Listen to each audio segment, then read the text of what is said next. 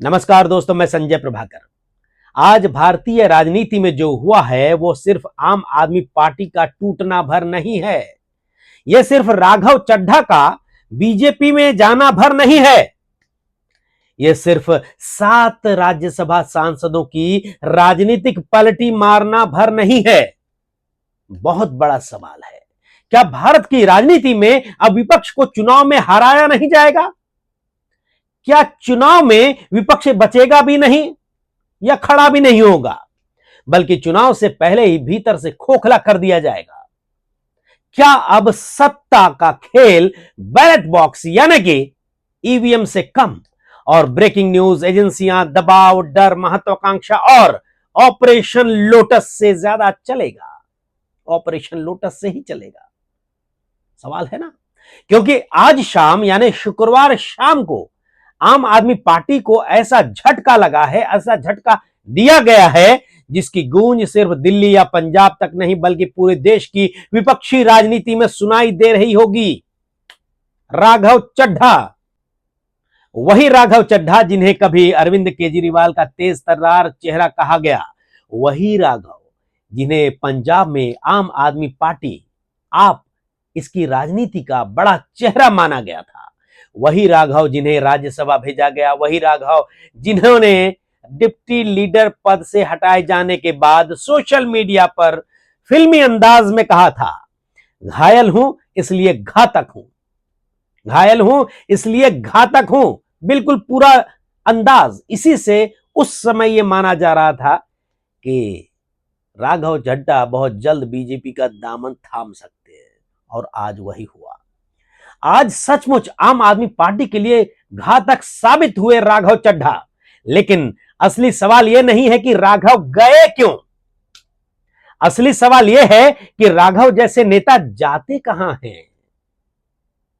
और हर बार टूटने वाला नेता किसी भी पार्टी का हो आखिर बीजेपी के दरवाजे पर ही क्यों पहुंचता है भाई? मैंने कई अलग अलग न्यूज प्लेटफॉर्म्स के और न्यूज़पेपर्स के और वेबसाइट्स के डिजिटल प्लेटफॉर्म्स को मैंने छाना, और जो मेरे ऑनलाइन रिसर्च में जो बातें सामने आई हैं उसका निचोड़ आपके सामने रख रहा हूं दोस्तों। राघव चड्ढा ने अपने प्रेस कॉन्फ्रेंस में कहा, आम आदमी पार्टी के राज्यसभा में 2/3 सांसद संविधान के प्रावधानों के तहत बीजेपी में मर्ज हो रहे हैं, विलय हो रहे हैं। उन्होंने कहा कि आम आदमी पार्टी अपने सिद्धांतों, मूल्यों और कोर मोराल से भटक चुकी है और वह right man in the wrong party है। ये कौन कहा? अपने प्रेस कॉन्फ्रेंस में उन्होंने कहा, राघव चड्ढा ने, कि वो एक right man in the wrong party थे। आम आदमी पार्टी उनके लिए अब रॉन्ग हो गई। उन्होंने आरोप लगाया कि आम आदमी पार्टी अब ऑनेस्ट पॉलिटिक्स से हटकर करप्ट और कॉम्प्रोमाइज्ड हो चुकी है। लेकिन यहां सवाल यह उठना लाजमी है, अगर आम आदमी पार्टी करप्ट थी, कॉम्प्रोमाइज्ड थी, तो यह बात आज याद आई, पहले क्यों याद नहीं आई? जब टिकट मिला, पद मिला, पहचान मिली, राज्यसभा मिली, तब पार्टी ठीक थी, है ना सवाल? और जब अंदर की कुर्सी खिसकी, डिप्टी लीडर का पद गया, तब अचानक वैचारिक आत्मा जाग गई। यह सवाल राघव चड्ढा से भी है और बीजेपी से भी है। क्या बीजेपी अब हर नाराज नेता का मोक्ष धाम बन चुकी है? सोचिएगा। आम आदमी पार्टी के नेता संजय सिंह ने इसे बीजेपी का ऑपरेशन लोटस कहा और आरोप लगाया कि बीजेपी ने ईडी और सीबीआई जैसी एजेंसियों का इस्तेमाल करके आम आदमी पार्टी के 7 सांसदों को तोड़ा है। संजय सिंह ने कहा कि पार्टी ने राघव को एमएलए बनाया, एमपी बनाया, पंजाब की जनता ने प्यार देकर राज्यसभा भेजा, लेकिन वे बीजेपी की गोद में जाकर बैठ गए। संजय सिंह ने भारत के होम मिनिस्टर और बीजेपी के सबसे खतरनाक यानी कि मंजे हुए रणनीतिकार अमित शाह पर घिनौना खेल खेलने का आरोप लगाते हुए कहा कि ये माफी के लायक नहीं है। उन्होंने दावा किया कि आम आदमी पार्टी के सांसदों को डर, दबाव और एजेंसियों ईडी और सीबीआई के इस्तेमाल से तोड़ा गया है, तोड़ा गया। संजय सिंह ने कहा, हमारे सांसदों को तोड़ा जा रहा है, भय दिखाकर सांसदों को तोड़ा जा रहा है।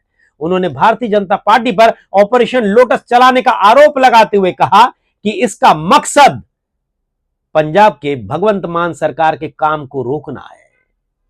उनके मुताबिक पंजाब जैसी अच्छी सरकार के साथ ऑपरेशन लोटस का खेल खेला जा रहा है।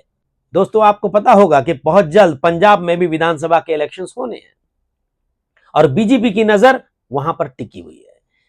संजय सिंह ने कहा कि पंजाब की जनता इन 7 नामों को माफ नहीं करेगी जिन्होंने आम आदमी पार्टी को धक्का मारकर धोखा देकर बीजेपी की गोद में जो जाकर बैठ गए और इसे जनता के साथ विश्वासघात बताया है। उन्होंने राघव चड्ढा का नाम लेते हुए उन्होंने कहा, आम आदमी पार्टी ने राघव चड्ढा को क्या नहीं दिया, वो भी भाजपा में चले गए।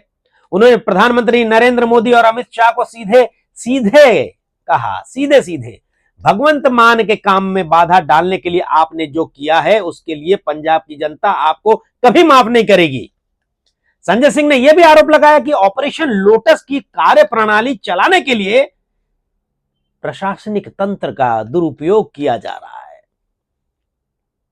आप देख सकते हैं ये सारे स्टेटमेंट्स आम आदमी पार्टी के वेबसाइट में जाकर, उनके सोशल मीडिया प्लेटफॉर्म में जाकर संजय सिंह के प्रेस कॉन्फ्रेंस में उन्होंने क्या क्या कहा।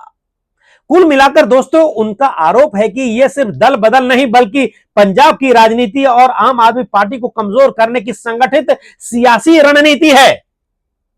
और यह बयान सिर्फ गुस्सा नहीं है उनकी पार्टी का, यह आम आदमी पार्टी की राजनीतिक लाइन है, पॉलिटिकल लाइन है कि यह कोई सामान्य दल बदल नहीं है बल्कि सत्ता प्रायोजित तोड़फोड़ है। और अगर यह आरोप सही है तो यह सिर्फ आम आदमी पार्टी का संकट नहीं है दोस्तों, लोकतंत्र का संकट है। सोचिएगा गौर से, लोकतंत्र का संकट है, क्योंकि लोकतंत्र में जनता सरकार को चुनती है, लेकिन अगर सरकार बनने के बाद विधायकों सांसदों को तोड़कर सत्ता का संतुलन बदला जाए तो फिर जनता का वोट का अधिकार किस काम का? सोचिएगा। पंजाब के मुख्यमंत्री भगवंत मान ने भी बहुत सीधा आरोप लगाया। प्रेस कॉन्फ्रेंस किया, उन्होंने पत्रकारों के हर सवाल का जवाब दिया। उन्होंने प्रेस से बात करते हुए बड़ी बेबाकी से कहा कि बीजेपी ने 4 साल तक उनके खिलाफ कुछ खोजने की कोशिश की, जब कुछ नहीं मिला तो आम आदमी पार्टी को तोड़ने की कोशिश की और तोड़ा। उन्होंने कहा, बीजेपी हर उस पार्टी को खत्म कर देती है जिसके साथ वो हाथ मिलाती है। यह बयान पंजाब की राजनीति के लिहाज से बहुत बड़ा है, क्योंकि पंजाब में आम आदमी पार्टी की सरकार है और अगला विधानसभा चुनाव अब दूर नहीं है, पंजाब का बहुत नजदीक है। और बीजेपी पंजाब में लंबे समय से अपनी राजनीतिक पॉलिटिकल जमीन मजबूत करने की कोशिश कर रही है। अकाली दल के कमजोर होने के बाद पंजाब में बीजेपी अकेले पैर जमाने की कोशिश कर रही है। ऐसे में आम आदमी पार्टी के राज्यसभा चेहरों का टूटना सिर्फ संसदीय संख्या का मामला नहीं है, यह पंजाब में साइकोलॉजिकल वॉर है, मनोवैज्ञानिक वॉर है, बैटल। मैसेज साफ दिया जा रहा है एक तरीके से कहें तो आम जनता के बीच में। देखो, केजरीवाल की पार्टी भीतर से टूट रही है, देखो भगवंत मान की सरकार कमजोर हो रही है, देखो राष्ट्रीय विकल्प बनने वाली पार्टी जो दावा कर रही थी आम आदमी पार्टी अपने ही सांसद को नहीं संभाल पा रही है। यह मैसेज देने की कोशिश की जा रही है सत्ता पक्ष की तरफ से। लेकिन देश की जनता को यहां एक बात समझनी होगी, किसी पार्टी में असंतोष होना लोकतांत्रिक बात है, नेता पार्टी छोड़ सकते हैं, विचार बदल सकते हैं, लेकिन जब हर बड़ी टूट का अंतिम station, final destination Bharatiya Janata party ही बनता है, तब सवाल उठना लाजिमी है, स्वाभाविक है या नहीं? सोचिएगा और कमेंट बॉक्स में जरूर लिखिएगा अपने विचार। क्या यह वैचारिक यात्रा है या सत्ता की सुरक्षित शरण है? क्या यह सिद्धांत है या सर्वाइवल स्ट्रैटेजी है? दोस्तों सोचिएगा, क्या यह लोकतंत्र है या पॉलिटिकल एक्विजिशन मॉडल है? राघव चड्ढा ने कहा कि उन्होंने 15 साल आम आदमी पार्टी को दिए, खून पसीने पार्टी को सौंपा, सी चाल, लेकिन अब पार्टी व्यक्तिगत लाभ के लिए काम कर रही है। यह उनका पक्ष है, राघव चड्ढा का। इसे सुना जाना चाहिए। आपको पूरे प्रेस कॉन्फ्रेंस में आप देख सकते हैं राघव चड्ढा ने क्या क्या कहा प्रेस से बात करते हुए, यह उनका पक्ष है, इसे सुना जाना चाहिए। लेकिन इसी के साथ दूसरा सवाल भी पूछा जाना चाहिए, अगर आम आदमी पार्टी इतनी बुरी हो चुकी थी तो बीजेपी इतनी पवित्र कैसे हो गई कि वही एकमात्र विकल्प बचा आपके लिए? क्या भ्रष्टाचार का विरोध करने वाला नेता सीधे उसी पार्टी में जाएगा जिस पर विपक्ष लगातार एजेंसियों के दुरुपयोग, चुनावी बॉन्ड, विपक्ष तोड़ने और संस्थाओं को दबाने के आरोप लगातार रहा है? और बीजेपी पर लगातार यह कहा जाता रहा है कि भारतीय जनता पार्टी जो है वॉशिंग मशीन है, पॉलिटिकल वॉशिंग मशीन, जो दूसरी पार्टियों के भ्रष्ट नेता हैं जिनके ऊपर भारतीय जनता पार्टी भ्रष्टाचार के आरोप लगाती रही, और वो जो नेता हैं भ्रष्टाचार के जिन पर आरोप हैं, वो अगर भारतीय जनता पार्टी में आ जाते हैं, शामिल कर लिए जाते हैं, तो उनके सारे पाप, भ्रष्टाचार साफ। पॉलिटिकल वॉशिंग मशीन कहा जाता है भारतीय जनता पार्टी को। आज इस घटना का सबसे बड़ा असर आम आदमी पार्टी की राज्यसभा ताकत पर पड़ता है दोस्तों, पड़ेगा। और रिपोर्ट्स कह रहे हैं कि आम आदमी पार्टी के 10 राज्यसभा सांसदों में से 7 ने बीजेपी का रुख किया, यह भी आपने देखा होगा, जिससे आम आदमी पार्टी सिर्फ 3 सांसदों पर आ गई है अब राज्यसभा में। और यह संख्या छोटी नहीं है, बिल्कुल 7 लोगों का जाना।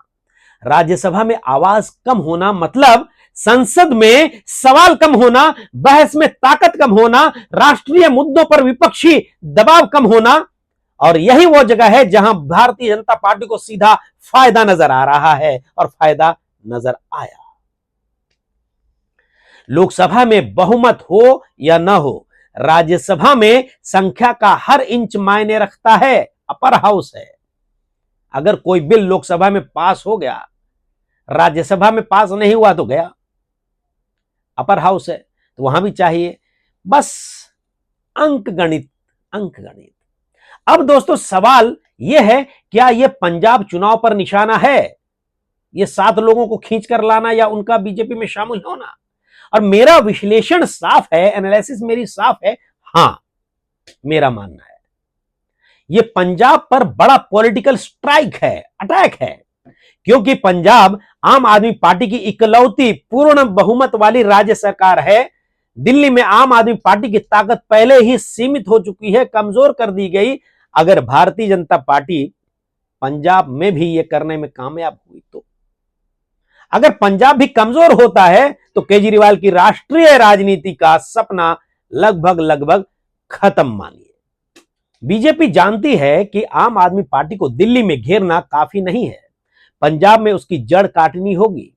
पंजाब में आप जानते हैं वहां पर आम आदमी पार्टी की बहुमत वाली सरकार है, और राघव चड्ढा जैसे चेहरे का टूटना इसलिए सिंबॉलिक भी है और स्ट्रेटेजिक भी। मानेंगे ना आप? सिंबॉलिक इसलिए है मेरी नजर में क्योंकि वो आम आदमी पार्टी की नई पीढ़ी, शहरी मिडिल क्लास अपील और पंजाब कैंपेन मैनेजमेंट से जुड़े चेहरे रहे हैं। और स्ट्रेटेजिक इसलिए कि उनके साथ 7 सांसदों की संख्या 2/3 मेजोरिटी की, मतलब 10 में से 7 की कॉन्स्टिट्यूशनल शील्ड वाली कहानी बनाती नजर हुई आ रही है, जिससे एंटी डिफेक्शन लॉ की लड़ाई अलग मोड़ ले लेती है, वो नहीं लगेगी। तो ऐसे में ये दोस्तों आप जानते हैं कि चुनावी माहौल है। पश्चिम बंगाल में इस समय ममता बनर्जी की सरकार को हर हाल में सत्ता से बेदखल करके भारतीय जनता पार्टी अपनी सरकार बनाने के लिए साम दाम दंड भेद की राजनीति और रणनीति खेल रही है, दांव चल रही है। और 23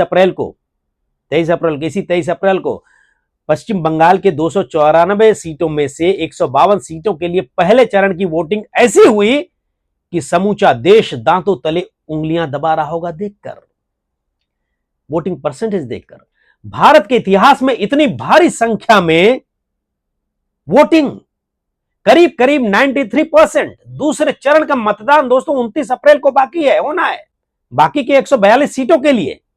और बीजेपी ताल ठोक कर कह रही है हर एक चुनावी सभा में कि यह एक ऐतिहासिक बंपर वोटिंग का बदलाव का संकेत है, बीजेपी की सरकार बनने जा रही है, ये वो कह रहे हैं, दावा ठोक रहे हैं। जबकि पॉलिटिक्स के कई जानकार, मानना है वहां के कई लोगों का मानना है जिनसे मेरी बात हुई है कि एसआईआर के साथ साथ बीजेपी शासित राज्यों में छोटे मोटे धंधे करने वाले के खिलाफ जो कार्रवाई की जा रही है बीजेपी की सरकार को द्वारा, फुटपाथ से हॉकर्स को हटाया जा रहा है, डेवलपमेंट के नाम पर रोजगार पर हथौड़ा चलाया जा रहा है, लाखों की संख्या में ऑटो रिक्शा चलाने वालों के खिलाफ महाराष्ट्र में मराठी भाषा नहीं जानने पर परमिट कैंसिल करने का जो फरमान जारी किया जा रहा है, जिससे सीधे सीधे एक भारतीय नागरिक के फंडामेंटल राइट्स पर, राइट टू लाइफ पर चोट किया जा रहा है। ऐसे में उससे पश्चिम बंगाल की गरीब जनता बीजेपी के शासन आने से संभावित खतरों को देखते हुए ममता बनर्जी में ही अपना मसीहा देख रही होगी वहां की जनता। आप मानते हैं या नहीं? तो दोस्तों, ऐसे में अगर दूसरे चरण के मतदान के लिए चुनाव प्रचार में हो सकता है बीजेपी बोले कि भाई देखो, हमारी लोकप्रियता देखो, हमारा प्रशासन देखो, आम आदमी पार्टी के राज्यसभा के 7 सांसदों ने हमारा दामन थाम लिया, हम पर भरोसा दिखाया, जताया। राजनीतिक संकेत के तौर पर बीजेपी से बंगाल में जरूर भुनाने की कोशिश कर सकती है कि देखिए विपक्ष बिखर रहा है, आम आदमी पार्टी टूट रही है, केजरीवाल कमजोर हैं, मोदी शाह की बीजेपी ही राष्ट्रीय शक्ति है। पर पश्चिम बंगाल की जनता अपने विवेक का ही इस्तेमाल करेगी। मानते हैं ना आप? बहरहाल देखिए दोस्तों, अब सबसे बड़ा सवाल यह है, क्या बीजेपी धीरे धीरे आम जनता की आवाज उठाने वाली पार्टियों को खत्म कर रही है? इस सवाल का जवाब एक पत्रकार के तौर पर सीधे आरोप में नहीं, पैटर्न में देखना होगा मेरे लिए। तो दोस्तों, महाराष्ट्र में शिवसेना टूटी, आपको याद होगा, ज्यादा दिन हुआ नहीं है। एनसीपी टूटी, याद होगा आपको। कई राज्यों में कांग्रेस विधायक टूटे, विपक्षी नेताओं पर एजेंसियों की कार्रवाइयां हो रही हैं, और अब आम आदमी पार्टी के 7 राज्यसभा सांसद बीजेपी में आ गए, चले गए। बीजेपी कहेगी हमारी लोकप्रियता है, लोग मोदी जी के नेतृत्व में भरोसा कर रहे हैं, विपक्ष क्या कहेगा वो आप जानते हैं। विपक्ष कहेगा यह डर है, दबाव है और एजेंसियों का दुरुपयोग का खेल है। और सच शायद इन दोनों के बीच की सत्ता राजनीति में छिपा है दोस्तों। लेकिन लोकतंत्र में चिंता तब पैदा होती है जब चुनाव से ज्यादा ताकत दल बदल में दिखने लगे। सोचिएगा, संजय सिंह आम आदमी पार्टी के नेता ने आज साफ कहा कि नरेंद्र मोदी और अमित शाह के नेतृत्व में बड़े पैमाने पर ऑपरेशन लोटस चलाया जा रहा है और यह भगवंत मान की सरकार के काम को रोकने की बड़ी साजिश है। यह बयान सिर्फ आरोप नहीं है दोस्तों, बल्कि विपक्षी राजनीति का वो डर है जो कई सालों से जमा हो रहा है कि अगर कोई पार्टी बीजेपी को चुनौती देगी तो उसे या तो जांच का सामना करना पड़ेगा, उसके लोगों को, या टूट का, या दोनों का। और ये सारी बातें हम देख रहे हैं, भारत के सभी लोग देख रहे हैं। हाथ कंगन को आरसी क्या और पढ़े लिखे को फारसी क्या। लेकिन दोस्तों, एक बात यह भी है कि आम आदमी पार्टी भी सवालों से मुक्त नहीं है। सवालों के कटघरे में केजरीवाल भी है। मैं तो सवाल करूंगा, हो सकता है मेरे मन में जो सवाल आ रहे हैं आपके मन में भी आ रहे हो और उससे ज्यादा भी आ रहे हो। अगर उसके भीतर यानी पार्टी के भीतर इतना बड़ा असंतोष था तो नेतृत्व क्या कर रहा था? क्या उस तक ये मैसेज नहीं है? अगर 7 सांसद एक साथ जा रहे हैं पार्टी छोड़कर, तो क्या पार्टी में संवाद खत्म हो चुका है? कम्युनिकेशन गैप है, इतना बड़ा गैप? क्या केजरीवाल मॉडल बहुत सेंट्रलाइज्ड हो गया? क्या आम आदमी पार्टी के भीतर लोकतंत्र कमजोर हुआ? क्या वो पार्टी जो सिस्टम बदलने आई थी वो खुद उसी सिस्टम की शिकार बन गई? ये भी सवाल है तगड़ा।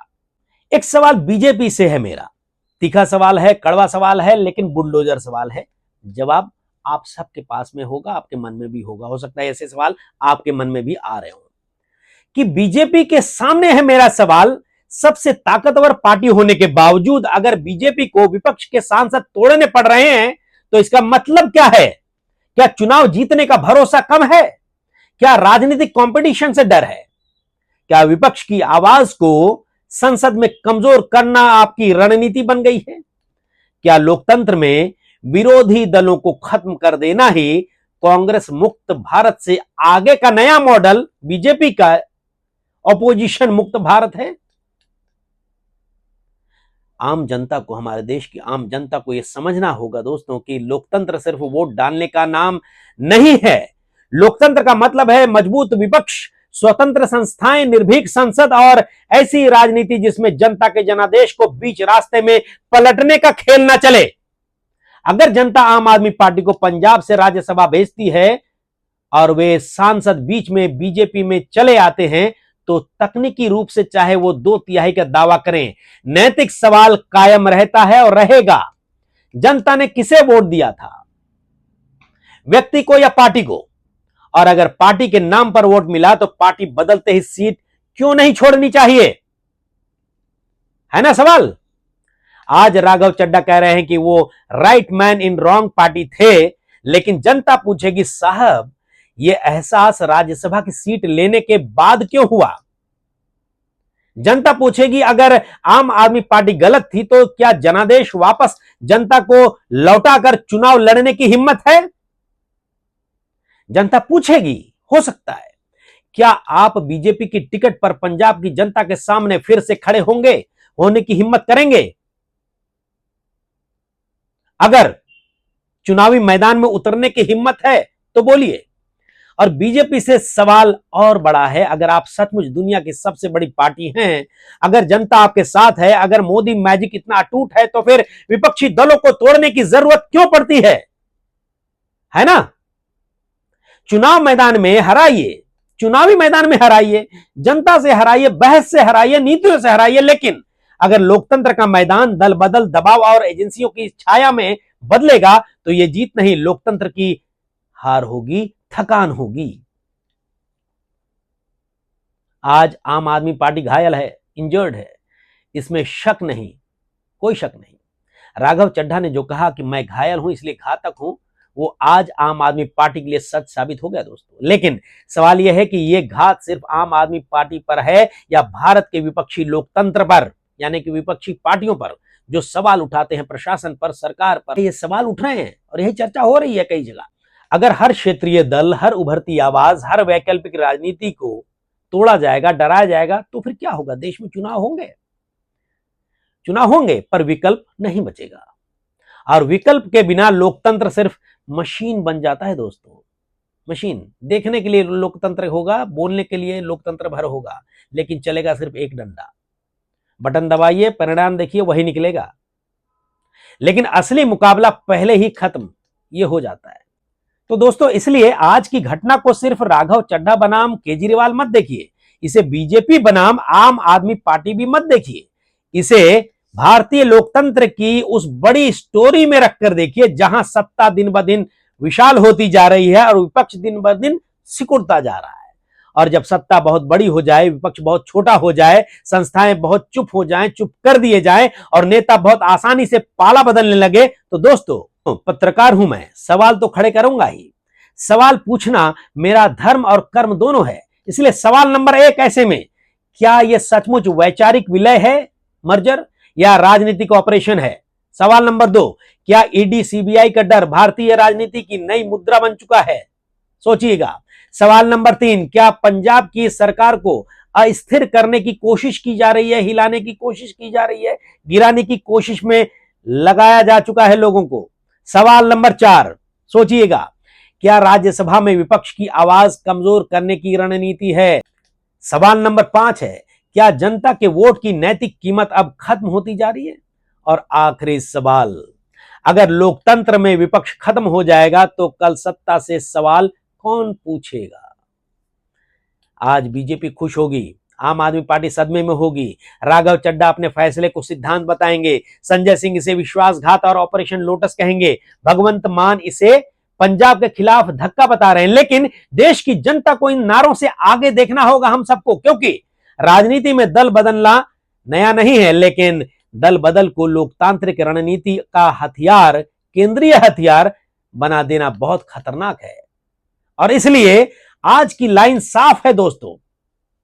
इस समय राघव चड्ढा ने आम आदमी पार्टी को झटका दिया, लेकिन इस झटके की असली जांच जनता करेगी आने वाले दिनों में। पंजाब की जनता करेगी, संसद करेगी, अदालतें करेंगी, हो सकता है, और इतिहास भी करेगा, क्योंकि इतिहास सिर्फ ये नहीं लिखता कि कौन सत्ता में आया और कौन गया, इतिहास ये भी लिखता है कि सत्ता तक जाने के लिए रास्ता कैसे चुना गया था। इस वीडियो पर आप अपनी राय जरूर लिखिएगा दोस्तों। नमस्कार।